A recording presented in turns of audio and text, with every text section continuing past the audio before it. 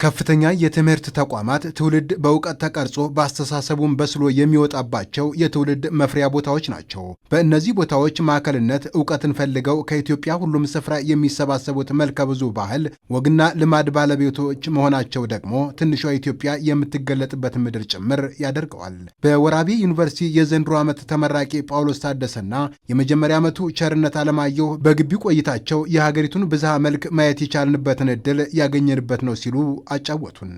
ከዛው አንፃር ምን ይመስላል ሰው የሚለውን የሰው አስተሳሰብ አመለካከትን፣ ባህሉን፣ ወግን የተለያዩ ነገሮችን እዚህ ጋር የምንቀስምበት ቦታ ስለሆነ ዩኒቨርሲቲ ማለት በራሱ ትንሹ ኢትዮጵያ ብዬ ነው የምወስደው እና በዚያው ልክ ነውና ዩኒቨርሲቲ ላይ ያሳልፍነው።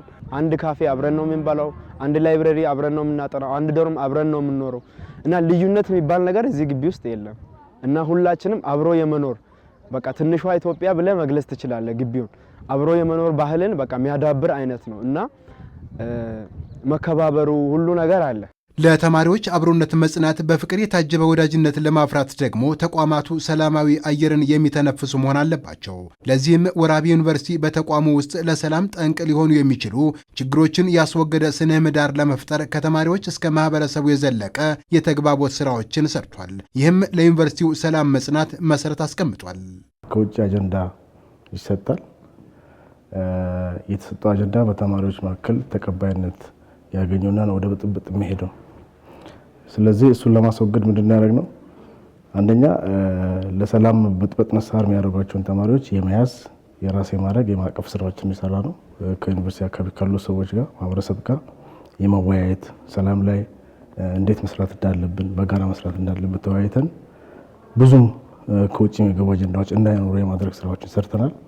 የነዚህ ሁለቱ የተቀናጁ ውጤቶች ነው እንግዲህ ወራቤ ዩኒቨርሲቲን ሰላማዊ የመማር ማስተማር አካባቢን የፈጠር ነው። በእርግጥም የወራቤ ዩኒቨርሲቲ ሰላም መሆን ለመማር ማስተማሩ ከፈጠረው አዎንታዊ አውድ በተጨማሪ በተለያየ ሴት ውስጥ ያለፈ የማህበረሰብ መልክ ከሆነ ተማሪ እስከ አካባቢው ማህበረሰብ የጸና መወዳጀት የፈጠረ አምድ ሆኗል። ለዚህም ተማሪዎቹ እማኝ ነን አሉን። ከ80 በላይ ብሔረሰቦች አይደለ ያለው እና እነዚህ ሁሉ ሰዎችን የማግኘት ከነዚህ ሰዎች ጋር የመነጋገር እና ከነዚህ ሰዎች ጋር የመግባባት እድሉን ነው ያገኘሁት እና አሁን የትም ብሄድ የሚፈራበት ምክንያት የለም። ምክንያቱም እዚህ ያንን አዳብሬዋለሁ። መነጋገሩን፣ ሐሳባቸውን፣ አስተሳሰባቸውን ሁሉ ነገራቸውን እንድታቅ ነው የሚያደርግ። በዚህ ሰድ ትልቅ ነገር ለሀገር ያበረክታል ብዬ ማስብ ዩኒቨርሲቲ ነው።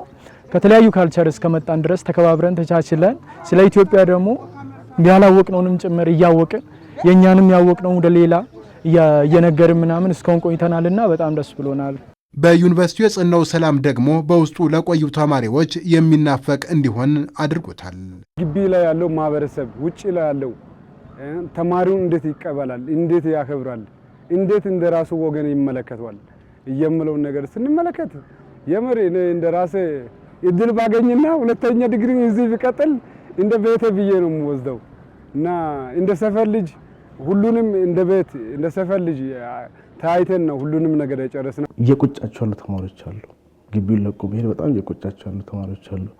ይህ ደግሞ ምልክቱ ሰላም የመሆኑ ምልክት ነውና በሰላም ዙሪያ ከፍተኛ ጥረቶች ስናደርግ ነበር። ከፍተኛ ስራዎች ሲሰራ ነበር ከሚመለከታቸው ስቴክሆልደሮች ጋር። እንግዲህ ውጤቱን እንደምናየው መልካም የሆነ ውጤት ነው ያገኘነው ብዬ መናገር ይችላል። በእንደዚህ ያለ ሰላም ውስጥ የቆየ ዜጋ ወደ ማህበረሰቡ ሲቀላቀል እውቀቱን አሳድጎ ከመውጣትም አልፎ ከሁሉም ጋር መኖር የሚያስችለውን የሰላም መንፈስ የሚላበስም ጭምር እንዲሆን ያስችለዋል። እዚህ አዳብሮት ነው የሚወጣ ሁሉን ነገር ከሰው ጋር መኖሩን፣ ከሰው ጋር መዋደዱን፣ ከሰው ጋር መከባበሩን ሁሉ ነገሩን እዚህ አውቆ ስለሚወጣ አዲስ ነገር ምንም የለም።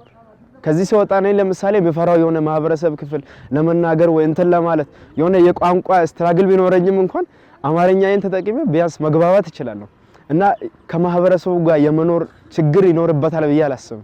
እዚህ ያዳበረው ነገር እዛ ማሳየት ነው ያለበት ነው። እናም ሀገር በባለተስፋ ትውልድ ነገዋ እንዲጸና መሰል የሰላም መንፈስን ተላብሰው በእውቀትና ሐሳብ በስለው የሚፈሩ ትውልዶችን ማብዛት ከሁሉም የትምህርት ተቋማት የሚጠበቅ ነው።